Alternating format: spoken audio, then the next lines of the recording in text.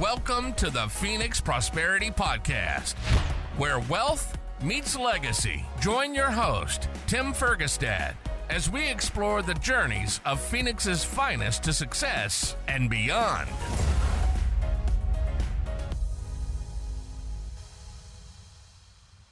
All right, this is Tim Fergestad. Thank you for joining us again. I'm very pleased to have Derek Stapinski with me here today. Derek is a huge sports nut with a degree in sports marketing, been to 22 ballparks, worked with sports clubs, including ball teams and the Salt River Fields at Talking Stick here in Scottsdale. Derek also spent time at Barrett-Jackson Auto Auctions and is currently with Valleywise Health Foundation, helping to open a brand new hospital here in the area. Welcome to the show, Derek. Thank you very much, Tim. I appreciate it. Thank you for having me on. Now, let's back up. Is it still 22? That's my note, says 22 ballparks. Is that still where you're at? Great question. I think it has been updated. My wife and I went to Denver recently, and we knocked 23 off. So got to Coors Field a couple weeks ago. So yeah, I think I'm at 23. Very cool. And unfortunately, a couple of those have closed. Like older Yankee Stadium, old Pittsburgh ballpark. So there's some newer ones I haven't been to, like Old Bush. I need to go to St. Louis and some updates. Okay. Need to revisit some old towns as well. Okay, that's fun. It's always tricky when they change the rules on you when you're in the middle of a contest. Yeah. How dare they look for improved venues and new sponsorships and selfish. That's right. So, so tell me a little bit about the ball teams and ballpark and those sort of adventures and how those have impacted where you're at now. Yeah, I mean, I guess I can kind of go back a little further. It was just me and my mom growing up. So the one thing we always did in the summer was drive around. And this was in Ohio? Yeah. I grew up in Cleveland on the west side of town, in the suburbs, and we would drive all over the country, pretty much the Midwest to the East Coast, and go see ballparks. And that kind of became my real love, was sports and going to see different ballparks. I had some really fun experiences at Wrigley and Comiskey. Then it's US Cellular now. Got to keep up with those names too, Tim. And I think that kind of is what shaped me. I didn't have a strong passion, other than just kind of being kind and being a good classmate, teammate, etc. But there was a teacher that we had, a business teacher in high school, that talked about something called sport management, and said that a lot of former athletes in high school, kids that can't go on and play in college, who aren't athletic enough. And I was like, oh man, that sounds exactly like me. I'm not athletic. So that kind of stood out, and learning, the law and the business side of sports. And Bowling Green is where I went to school in Northwest Ohio, and I got a sport management program with a marketing minor, and really loved my time there. And that's kind of how I've kind of tried to always follow my passions. But yeah, big baseball fan. It's fun to go to basketball and football games as well, soccer. Okay, very cool. I read a book recently. It was a financing book, accounting, called Profit First, which anyway, the point is in there they were talking about somebody who was implementing their system and started years ago. They bought a minor league team. It was struggling really bad and all this stuff, and implemented the process and stuff. And you may know them now as the Savannah Bananas. Wow. Yeah. It's incredible. I'm drawing a blank on Rob Sim. I don't know. But I know it's incredible what they've built, being basically the Harlem Globetrotters of the baseball world. And, I don't know, just a few years ago, it seemed to start on social media and really pick up steam. And now they're traveling all over the globe, just recently selling out Fenway. It's an incredible story. Yeah, it's super entertaining too. Unfortunately, I think they've been to town a couple times now. I haven't been able to go. Okay. Have you been able to take the family? No, no, not yet, not Yeah. yet. A little bit. When I first saw them, I thought it reminded me of Jerry Maguire, and I remember him going, "I'm a professional athlete. I don't dance." Right? And Yeah. I think, well, he did at the end, right? When he found the joy of the game again, right? And all that sort of thing, a little bit. Yeah, I mean, I think that's the best part about sports is the human interest stories Right. and learning about the individuals. And I think number one, it's about family entertainment. Kind of going back to my minor league baseball days, thinking of the Savannah Bananas. They're there, they're competing against the local movie theater or a bowling alley on that Friday night because their tickets aren't overly expensive for a family of four to go. I don't believe so.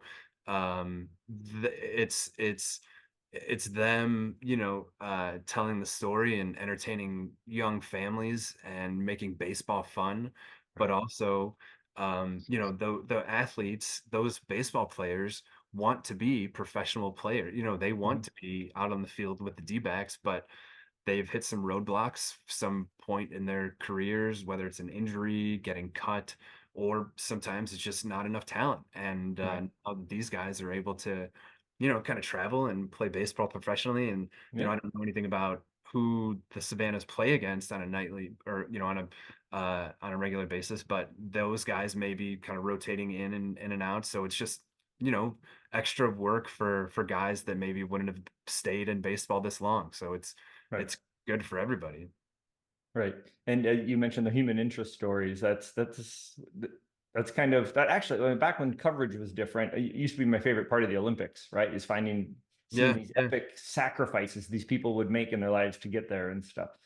Um, uh, you had something in your bio too. Got to work on some Olympic stuff too. Was that right? A little bit. I interned at the Greater Cleveland Sports Commission, and we were aiming to host the 2024. I'm sorry, I think it was the 20 uh was it 2012 16. Olympic Okay. pretrial marathons. Oh, Um, okay. so this was a marathon race that would be run all around Cleveland, but we were aiming to have it around the Akron Canton area. So we were working with a lot of the healthcare partners, Suma Healthcare in Akron, and a lot of other folks downtown. So we put together an event bid for those folks, and didn't end up getting it, but it was an amazing experience, and we ended up hosting a number of big events that year. The NCAA Women's Final Four, and was a big part of our annual sports awards event. But for Okay. Cleveland, the Women's Final Four is probably the biggest event that they can host, and it was there again earlier this year in 24 with Caitlin Clark. So I know they were happy to capitalize on all of that extra excitement. But yeah, I wish I had the opportunity to travel to the Olympics, but Okay. Well, looking back at all that sort of experiences, right? Working with Talking Stick and those sort of events you just mentioned, um, how, how has that contributed to what you're doing now and your success in your current position? sure. I think a couple of things, Tim. I would say, you have to embrace failure. That's been my best, um, you know, best mode of learning through experience, through It's a failure. great one. And even when you fail, you have to take a step back and understand, take a breath, understand what happened, but really, there's always something positive to, or two things positive to take from it. So, whether it's a failed event that, ended up having a unique element that we were able to use at different events. And so, I would say, finding a positive and a negative in some fashion, and then for me, I would say kind of life goes on. It's that mentality of, um, again, there may be a failure, but if you do the next right thing, that you'll continue to put yourself in a good track, whether it's 30 days, 60 days, 90 days in the future. Okay, it's a great point. That's how we grow, right? It's how we learn. And I think it was Arnold Schwarzenegger who said, "You don't get anything out of winning." Right? Yeah, It's yeah. when No, I mean, that was a good Arnold accent. I like that. Um, I didn't know I threw that in there. Okay. no, I mean that's a great point. I mean, I don't think anybody wants to go through failure, and that's a unique part about, I think, today's culture, and maybe I'm thinking more of sports culture, but not, the wanting to quit or, go change things rather than, digging in and learning how to improve yourself, or hey, what were my shortcomings, or what could I have done better? How could I have helped the team reach the goals that we were aiming for, so Right. it's not always others' fault. And in outside of sports, even, it's just some of the best philosophers ever seeked to be proven wrong. They wanted, that's Yeah. how they learn, right? That's how you learn. You're hoping that somebody can teach you something new. If you know everything, you're stuck. Yeah, yeah, you want to be challenged. You want to be around folks that challenge you and say, "Oh, Derek, part of that is right, but that is, that say that you're wrong." Yeah, I Right. love that about my best friends and my wife, that say, "Oh, maybe sometimes I hear I'm wrong a little too often, but I know Yeah. it's very good to hear." What's an underrated skill or habit that's been pivotal to your success? Um, I would say persistence. Persistence for me, I think, has really gotten me, excuse me, to where I am. Um, there are certain jobs, I think, that I wouldn't have gotten without, persistent, consistent follow up. Um, it's it's kind of, what am I saying? Writing thank you cards are for winners. It's going a little bit above and beyond, whether it was a big meeting or an interview, and just making sure people know that you're authentic. But I think, yeah, that's what I. That's perhaps the most common one. The most successful people I've talked to have said, consistency, persistence. It's that those little gains, as Showing you up. said. Yeah, Yep. yeah, yeah. It's not, Over time. yeah, not everybody is LeBron James or Bill Gates, born with amazing, God-given abilities. So for Right. us normies, we have to show up every day and work hard and be positive, and not be a drain on folks around you. And I don't think that's, too hard to be positive, and have that kind of outlook. So I think that's kind of what's gotten me that far. But yeah, persistence. Okay. Looking ahead, what trends excite you in your industry, and how are you preparing to leverage them for growth or impact? I know that you're working on the new hospital there. Maybe you can talk to how that's impacted. Yeah, of course. Thank you. Yeah, as you said, I started with Valleywise Health Foundation just about 3 months ago. I started the end of March, and one of the things you asked, to go back a second, is what's a core element of my success, and a big part of that is developing relationships. My title is Director of Corporate Relationships, and I think some of the best sales meetings, or meetings in general, that I've been in, introductory, needs analysis, whatever it is, you talk more to the person about personal items, catching up, and less about, selling your product, or Right. uh, whatever the main goal of the call is. I think if you're relaxed enough and know, and just, you know what you're there for, but if you have the ability to um get to know somebody and develop that relationship, is what's truly important. Valleywise Health, the hospital, gosh, it's been around longer than Arizona's been a state.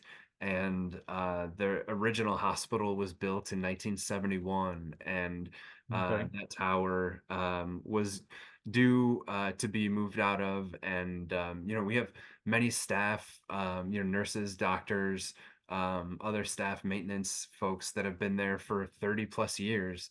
So in addition to better care, better overall, visibility for our patients looking at Camelback Mountain, bigger rooms, more accessibility for nurses. It's an improvement for everybody to go to the new building. And it's exciting for us to have our patients have the ability to have the new care. We just completed the move just about 2 weeks ago. 2 weeks ago tomorrow, June 13th, we started the process at 2 in the morning, moving patients over from the old tower Okay. to the new acute hospital tower. And just an amazing process to be a part of. Don't worry, I wasn't unplugging anything. I was just very much you know opening a door and pushing a cart here or there. Nothing Sure. too important. So I wasn't gonna you know Overall logistics. yeah. It was, but for us, the hospital and the foundation specifically has grown over the last few years. The foundation's been around for about 30 years, but just 3 or 4 years ago, we were bringing in about $1.5 million, and now we're closer to about $15 million annually. So Nice. with the new hospital, I know our board and the hospital executive staff want to see additional growth with the foundation. So, part of my job is working with corporations throughout the valley to be creative on, learning your giving pillars and understanding what's important to you. Valleywise Health is a taxpayer funded hospital, but it's the biggest teaching hospital in Arizona. It's Is that right? Okay. the Arizona Burn Center is the best burn center in the country.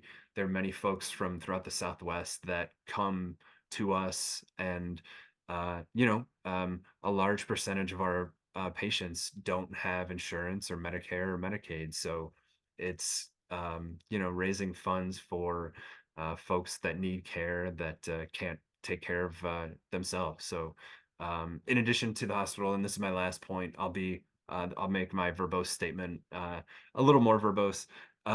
So the hospital is the main campus. We have another facility there, Virginia And City. that's just for viewers. This is June 2024. And where's that location? That hospital? It's just off of downtown Phoenix, so we're at 24th Street and Roosevelt. Okay. So you see it as you're driving by on the 202. Okay.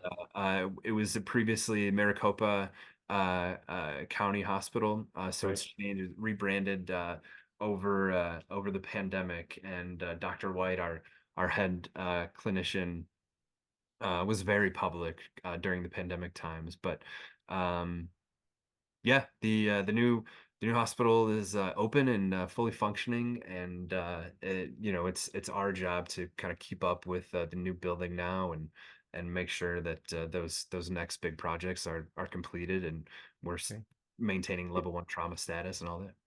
Okay. Nice. And you said that with the hospital is the main campus. Then you were saying that there's another. Yeah, thank you. So that we have 14 other facilities throughout the valley, focusing on mostly 8 of them on behavioral health. So these are what we call first episode centers, where we have staff that are working there 24 hours a day with younger adults, teenagers that are having their first bout of psychosis. So working with these folks to understand what's happening, and to make sure that this doesn't turn into a long-term, to Right. turn into homelessness, to turn into, a long-term patient of ours, because that's not Right. one. And those That's, yeah, facilities are, incredibly important. yeah, Excellent stuff. yeah, it's it makes it easy to wake up and be motivated every day when you know what we're doing. So yeah, that's the mission, and that's what we carry every day. Okay, that's awesome. And on a personal note, aside from that your position with Valleywise, you also make an impact locally in is the Boys Club? What else do you spend your Yeah, time doing? I've been lucky enough, Tim. Thanks for asking to be a part of the Boys and Girls Club of Metro Phoenix. Their board. We connected with them when I was at Salt River Fields, and Okay, their staff, who was amazing. We hosted a couple of events there. Their taste event, so working with a lot of their board and donors, and incredible group. Also was on the Sons Charities 88 board, which raises money for children throughout the valley, for schooling, for meals, for scholarships, and was a part of a planning committee as the uh, the nonprofit group was just starting. So okay, Sarah Crayon with the Sons, she's the executive director of the charities, started that group, and her network really kind of took off with the Sons Charities group, and they're still successful to this day. And was also lucky enough to be a part of Valley Leadership Institute's class just about 10 years ago. It's hard to believe that was 10 years, but Valley Leadership, under the leadership of Dave Brown now, met with him recently. He's been CEO for 5 years already, which is crazy to think, but they've kind of split their Leadership Institute into two different programs, and it's awesome to see what they're doing. They have an amazing alumni base, Valley Leadership does. So hoping to continue that partnership with Valleywise Health. But okay. yeah, been lucky to serve on a few boards. Yeah. That's a lot of again, impactful stuff. Very, very exciting. Thank you for all that stuff. This is the Phoenix Prosperity Podcast. It sounds like things are going well. What are you doing on a personal and professional level to keep your prosperity moving forward? Yeah, good question. Thank you. I would That say, could be, it can be like investing. It can be your business stuff, your whatever legacy plans you may have. sure. For me, I would say it's about taking care of my mental health first, so that I can work hard. I can be in a good position to make sure that my family is taken care of, to um to continue to be as a good a father as I can. So there are little branches that come off of that, which For is sure. for me, working out regularly. It's my wife and I getting away and taking time together. It's helping my wife stay sane during the summertime as a teacher, and spending time with our kids and giving her some time. So, for me, financially, try not to think about that too much. We have savings accounts, we have 401k, but we have a great insurance policy for each other. So, I would say we're not killing ourselves to save. We want to live our lives and have fun now. But I think my wife and I are doing the best we can to give our kids the tools that maybe we didn't have as young as what we would have hoped. Right. So that's I think just a kid single with a single mother growing up in Lorain County in Northeast Ohio to move across the country and Yep. now own our home in Arizona. Right. We're pretty happy, but it's I think not paying it forward. I don't know if that's the right way to say it, but just making sure my kids um value what we have and continue to do the right thing, I guess. Sure. That's Sure. the Excellent. biggest goal. For sure. For sure. And uh, I was going to say the retirement stuff is something that's kind of how I started some of my investing myself is using retirement funds. It depends on where you are and where they are. If you can use them in alternative assets and so forth, that's we can talk about more about that later, but it sounds like you're having a lot of impact, not just, paying it forward with your children, right? And trying to provide them something better than what you had, but also your role on different boards and charities and stuff is also very appreciated and impactful. Thank you for saying that. I feel like with my network and the opportunities that I've been given, that if I didn't do these things, that I would be, the one who didn't pay it forward or continue to do the right thing. As I mentioned, I think before we started recording, we've been out here about 13 years this July, and we love it. We love being on the West Coast. We still pinch ourselves seeing the mountains all around and the views, and how close we are to the ocean and everything else around us. So I'm very, very happy, very lucky to be where we are. Excellent. Yes, gratitude is the foundation for almost everything good. Yeah. That's awesome. Well, thank you, Derek. For our listeners who want to learn more about you or connect, where can they find you? LinkedIn,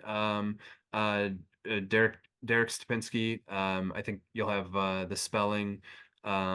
LinkedIn, share on Instagram as well. That's Stapinski, my last name, and then the number 40. I don't get too personal there, just a lot of family and dog pictures. Hopefully that doesn't stir up too much controversy for you. Nice. All right. Well, thank you everybody for watching, and thank you very much, Derek, for joining me today. We appreciate you sharing your story and your insights into your success and impact. Thank you. Inspired by our guests? Visit PhoenixProsperityPodcast.com/guest and join us on the show and share your success story with Tim. The spotlight awaits.